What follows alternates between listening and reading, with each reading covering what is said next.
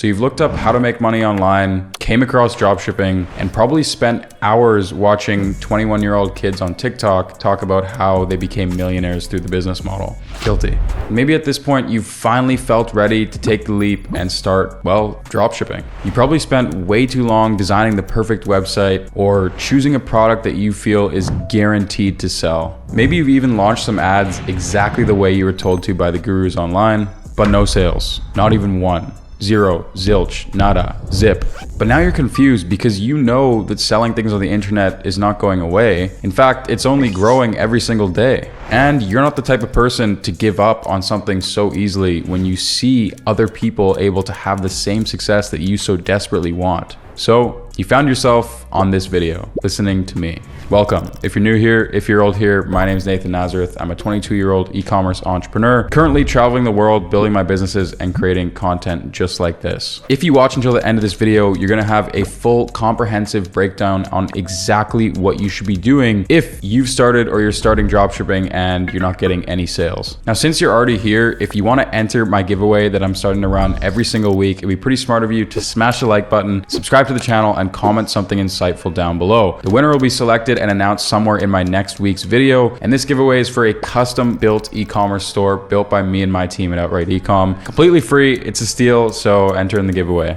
Now, the first reason that you might not be getting sales at all with dropshipping comes down to your product. I noticed a lot of beginners in the ecom space, they have this idea that they can quite literally sell anything. And while that might be true, if you don't have the experience and the funding behind you, good luck. People aren't going to purchase things from a Facebook ad on impulse that they can go to their local corner store and find every single day. The products that you need to sell need to be specifically adding value or solving problems and things that, perhaps these people can't just find at their local Walmart or Target. So analyze your store and ask yourself these questions. Does my product have some sort of wow factor or uniqueness about it?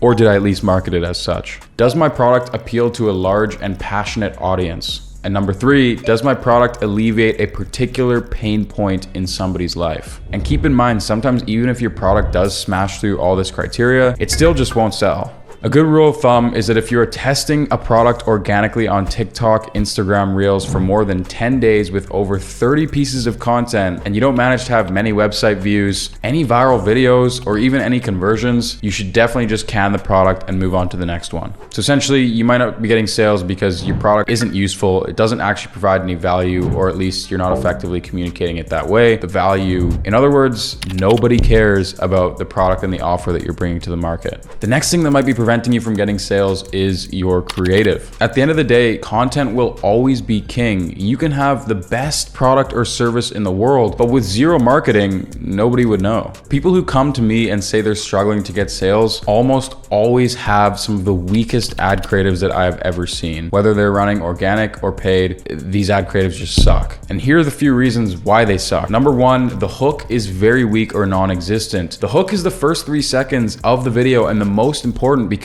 people are scrolling with the attention span of a goldfish. If you can't hook them in like that, they're gonna scroll right past your ad. Number 2, the marketing angle is too basic. It's like, take this camera I have here on my desk. If I'm trying to sell this camera, I wouldn't just take a photo of the camera and be like, buy one, get one 50% off. What kind of angle, what kind of approach am I taking to sell this camera to, solve a problem for people, benefit somebody in their life by just saying, buy this camera 50% off now? And number 3, the video has a very, very weak call to action. So starting with hooks, some good hooks would be things like visual hooks. Maybe it's a very attention grabbing image or clip. Text hooks, maybe you're using text to speech. Maybe you're saying POV, maybe you're capitalizing on trends. Maybe you're doing an unboxing. Maybe you are showing some controversy on the screen. Anything that's gonna hook people in is a viral hook. And like I said, weak hooks would be something like, buy my product, we're running a sale. Here's why my product is good. Here's why my product will add value to your life. Don't tell people, show them. That's the whole point of having a video ad creative. I highly recommend taking a look at some of the biggest competition in your space and seeing what kind of hooks they're using. Recreate them and even add your own little twist on them, and I guarantee you'll be doing so much better than what you currently have. And as another bonus tip, you've probably seen the fake customer conversions and the POV type videos that dropshippers are using. And the reason behind why they're using these types of videos is because they work.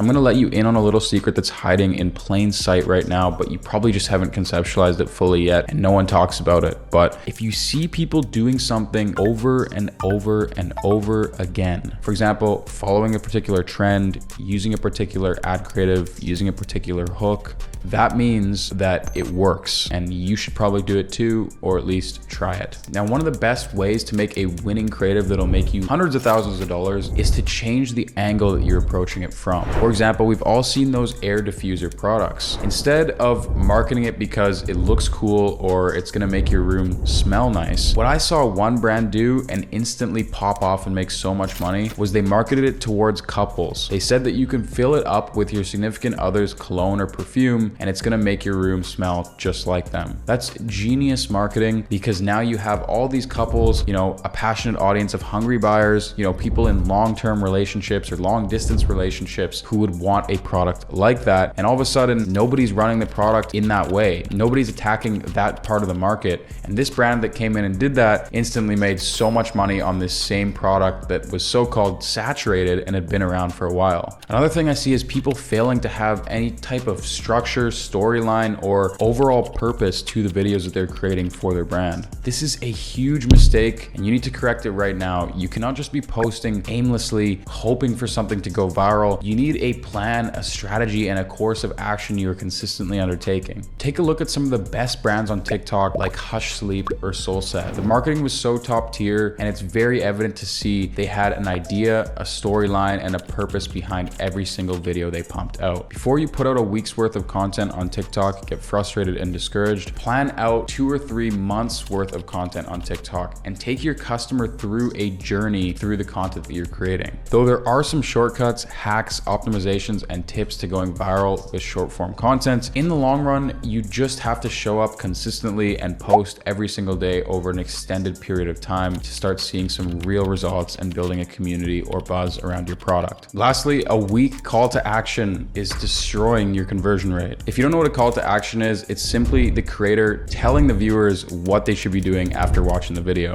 For example, I know you've definitely seen videos on TikTok that have said, go check the link in my bio, go check my Instagram profile, click on the little plus under my profile icon. These are all examples of call to actions. One of them, they want you to click on the link in the bio, probably because you can buy something from there. One of them wants you to follow the page, probably because they're trying to grow their community. And the other one wants you to go to their Instagram, probably because they're trying to grow their other social media platforms. Now, there are a couple things that you need to be aware of when you use call to actions inside your organic product-based videos. Firstly, you cannot be saying link in bio, especially not on TikTok. These platforms, TikTok, Instagram, Facebook, okay, they are designed to keep you watching. They want as much attention possible. That's what they're fighting for, and that's how they are making money. Millions and billions of dollars, in fact. So what's the last thing they'd want their customers to do? Leave the app, leave the platform. The last thing you want to be doing as a creator is encouraging people to leave the platform, to get off TikTok and Instagram. Well, maybe if you're providing self-help advice, it's not bad, but in terms of selling a product, you don't want to be doing that. Well, at least you don't want to be letting them know that you're doing that. The algorithm will ultimately pick that up one way or another, and it will just hinder the performance of your video. So if you're looking for some solid CTAs, you got to get a little creative, a little clever, a little crafty, something like check my profile for good luck, check the pinned video on my page for more, and then have the pinned video on your TikTok, for example, taking them through how they can buy your product. Or maybe say there's a giveaway on my page, and really the giveaway is just convincing them to go to the link in bio in which you're actually running a giveaway or selling them a product. But bottom line, the call to action is a very integral part of your organic and your paid dropshipping videos, and it's almost as important as the hook, because if people don't know where they should be going, what action they should be taking, or what they should be doing after, then chances are they just won't do it. They're going to become cold leads and just forget about you. Having a good CTA is part of the sales funnel, and you need to optimize for it. Now, the next thing that is stopping you from getting conversions is your website. There's so many different things that go into the crafting of an amazing website, but I'm going to go over the few main things that you need to be aware of if you want to actually make sales. When you're taking a look at your website, you need to ask yourself the following questions. What is my offer? Would I buy from this website? And do I have back-end marketing set up? This is a solid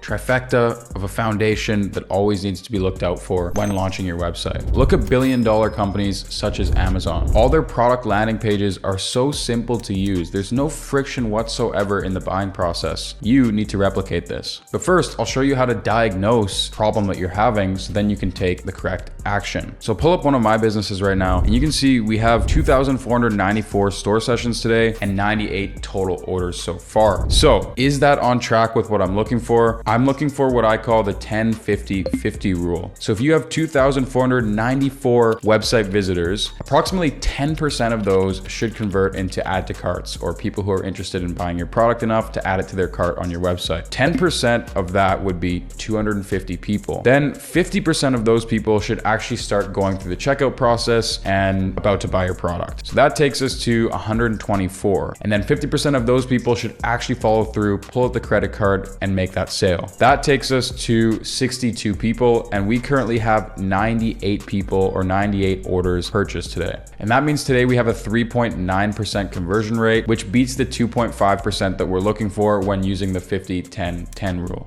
So therefore, we can conclude, based on the evidence and data, that Nathan Nazareth does know what he's talking about when it comes to dropshipping, and he is doing an excellent job himself. Now, but seriously, if you're not anywhere near those KPIs, it could be a number of things. And for simplification purposes, 9 times out of 10, it's because you're not hitting the add to carts. You're not hitting that initial 10% of people actually adding the product to their cart and taking that first bit of action. And this is simply because nobody is interested in your offer. Nobody wants to buy it, and there's no purchase intent on your website or landing page. If add to cart is low, your whole funnel is going to lack. Checkouts are going to be low, conversions are going to be low because your offer sucks. To craft a good offer, again, I highly recommend putting together a different set of bundles that your customers can pick from. Offers like buy one, get one free, or buy one, get one 50% off are good, but the issue that I have with people only offering these type of simple offers is that number one, everyone does it. And number two is that people want options. They want to see that they can get more bang for their buck. You can value stack your offer by putting it in a neat little package like this. Let's say you're selling,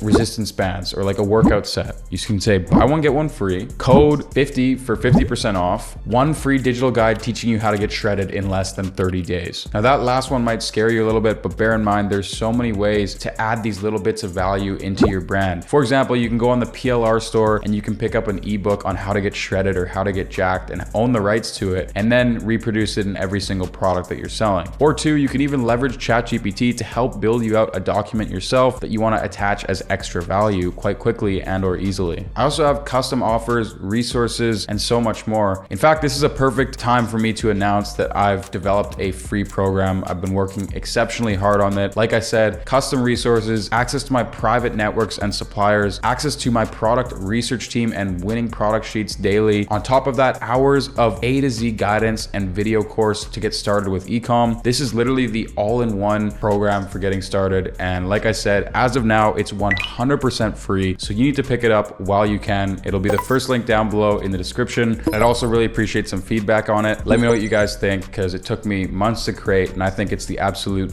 best thing out there to learn from for free when it comes to ecom and dropshipping. But anyways, bundles, upsells, and cross-sells are an excellent way to increase your AOV or average order value and have made a lot more millionaires than you might think. Now, you also need to make sure that you're offering people multiple different shipping options. I typically go with the following 3. Number 1, free worldwide shipping. Number 2, USPS insured shipping, $5. Number 3, priority express shipping, $10. These different shipping options give people a choice, and they also make customers feel a lot safer and better about purchasing your website. On top of that, they're the perfect upsell to bring in a little bit of extra revenue off of almost every single customer. In my experience, literally 70% of customers will take at least one of the upsells. Keep in mind though, when it does come to your website, when it does come to your shipping, when it does come to your offers, you still need to keep things as simple as possible. Options are good, but they can also be detrimental depending on how you use them. I see a lot of people trying to do too much and overcomplicate the buying process when the best websites,